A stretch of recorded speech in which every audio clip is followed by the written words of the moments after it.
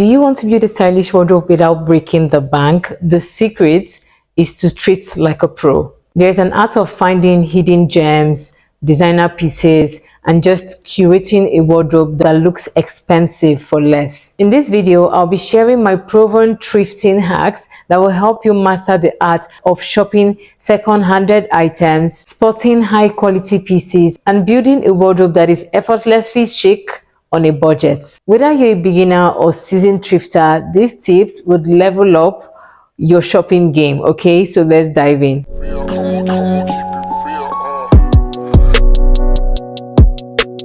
A lot of the time, most people hate thrifting because after they buy the items they want, they end up going home and realizing that they don't like it, or it doesn't look flattering or nice on their body, and then they just completely hate the whole chore of going thrifting. And that brings us to our first tip, which is to create a visual board. You need to know what you want. Having an idea of how you want your wardrobe to look like, or the kind of outfits that you would want to be wearing, is key. How do you do this? Pinterest is your best friend, you guys.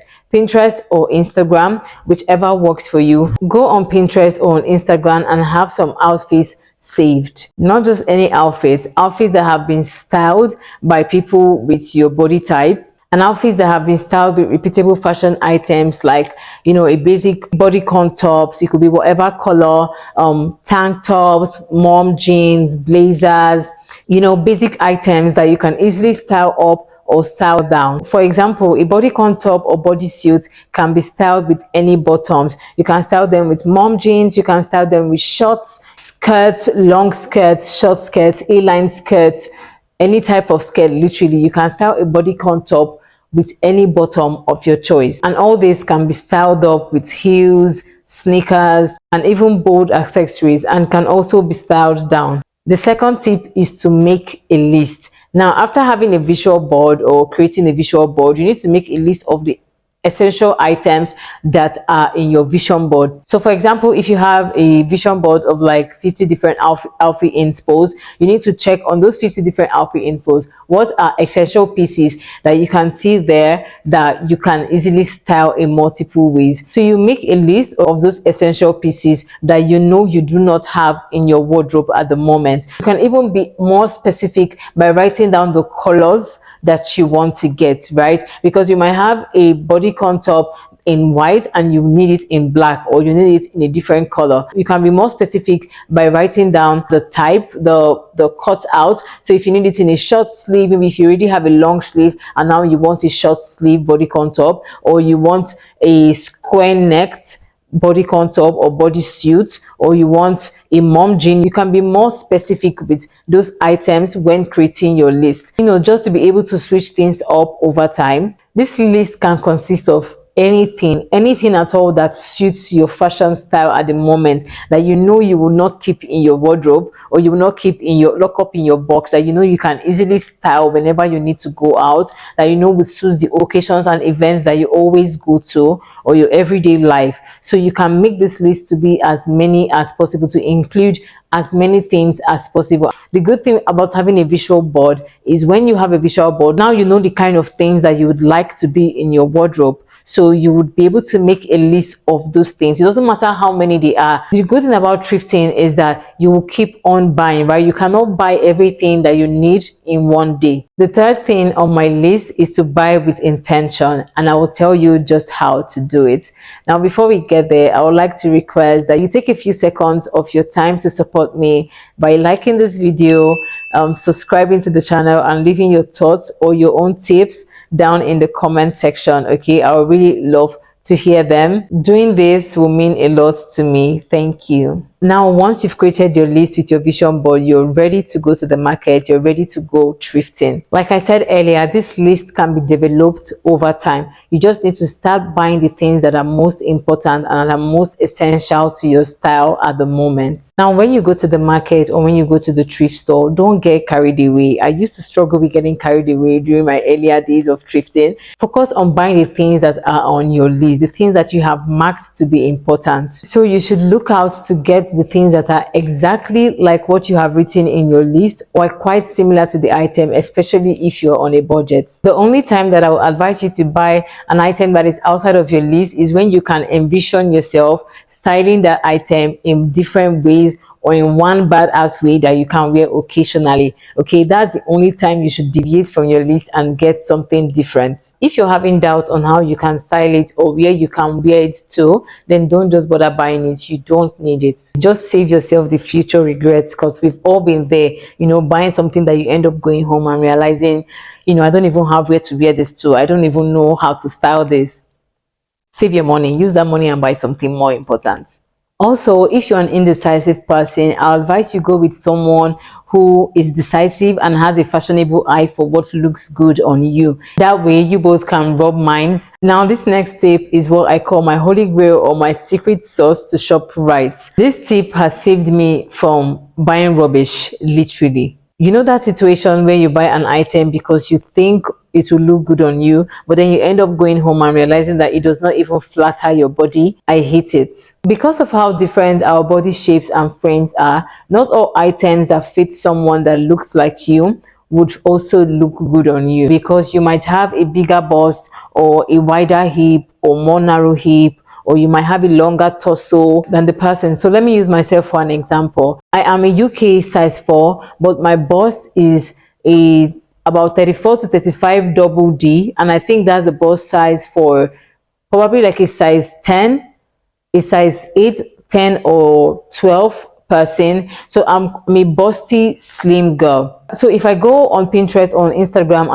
and I look for outfits that a size 4 person is wearing, now that outfit that looks good on her might not look good on me, because probably she's a size 4 person with a typical size 4 bust, so she has a smaller chest area or even a flatter chest. But because I am more busty, the top that she's putting on or the dress that she's putting on might not look good on me. I've experienced this with tops, with some specific kind of tops, especially tops that have the design of a cup size.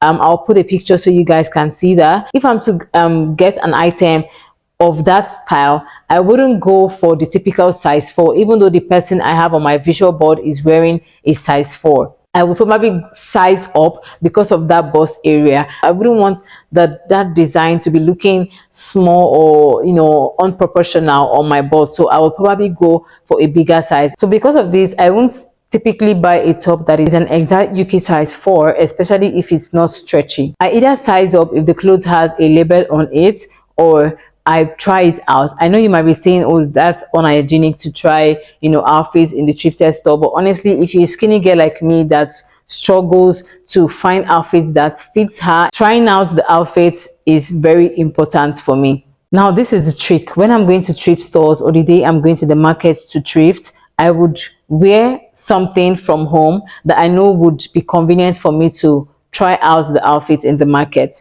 Now, here in Nigeria, thrifting is usually done in the market. There are very few walk-in stores that you can go to that actually sell thrift. So if you can do that, fine and good. But sometimes you might not see what you're looking for, so you might also see them at the market. So in cases like this, when I'm going to thrift for an item, it doesn't really matter the place, because at the end of the day, you wouldn't want a thrift item to touch your skin directly, right? So what I do is I wear an outfit from home that will be convenient for me to try on any item. So for example, if I know I'm going to be going to shop for tops, I would put on a fitted or a snug top just like the one I'm putting on, or a bodysuit. So if I want to try out outfits in the thrift store or in the market, I know that I would just put on the outfit directly on top of the one I'm wearing just to see the fitting, so that way the outfit is not directly touching my skin. Also, if I'm going to be shopping for pants, for example, maybe I want to shop mom jeans, even if it's a skinny jeans you're going to try, if it's a mom jean, whatever it is, office pants, anything at all, this trick is just what I do. I would put on either a leggings or I'll wear a skirt and ensure that I'm wearing a tight underneath the skirt, so that way it allows me to either wear the trousers or the bottom that I'm going to shop for on top of the leggings, or I would wear it underneath my skirt. You have to wear a free skirt, obviously, that will allow you to put on something. So I will wear it underneath my skirt, directly on top of my thighs, because now I'm putting on a tie that will prevent the most part of my skin from having direct contact with the thrifted item. So this trick will enable you to try on items that you're not quite sure of the fitting, or you're not sure if it looks good on you or if it's going to be flattering on your body. Now the fifth tip on my list is tailoring. Because an item doesn't frame your body perfectly doesn't mean you shouldn't buy it. Thrifted items can and should be tailored to fit you perfectly when necessary. If it fits your body but is loose on the waist, buy it and then go and tailor it down, tailor down the waist so that it fits your waist better. If the dress has potentials but it's probably too big for you, take it to your tailor and let them just tailor it down to fit you nicely. Or you can even remodel the style. Buying an item for a plus size person because you probably like the style of the fabric, or you like the texture or the quality of the material, you can give it to your tailor and they can repurpose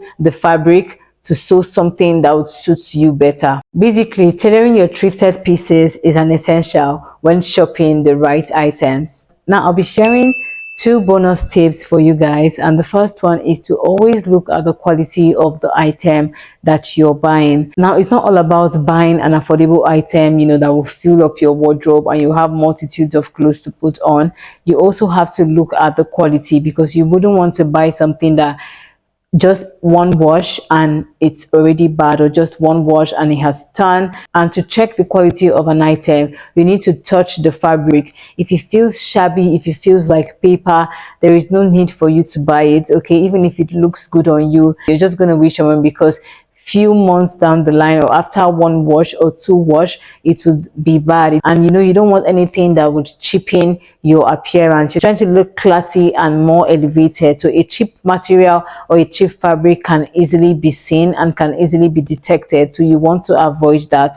Now always touch the fabric to know what the quality and the texture feels like. Also, you can lift it up to see if it's a light fabric. When I mean a light fabric, I mean something that is see-through, something that that if you put this on, someone can easily see what you're putting under. And if that is not the vibe of the outfit, there is no point for you to buy it. There are some items that are meant to be see-through, that's the vibe. You're supposed to be able to see what the person is putting underneath, while there are some that are not meant to be that way. So if the ones that are not meant to be see-through looks see-through, then there's no point for you to get it, because it just shows that the quality is bad. So always touch the fabric and always lift it up just to be able to see what is going on with the lightness or thickness of the material. The second tip is to buy thrifted items from online thrift vendors. Now, let me be honest with you guys, especially here in Nigeria, most online thrift vendors always have the most nicest pieces that you never, or you hardly ever find in the market or in the thrift stores.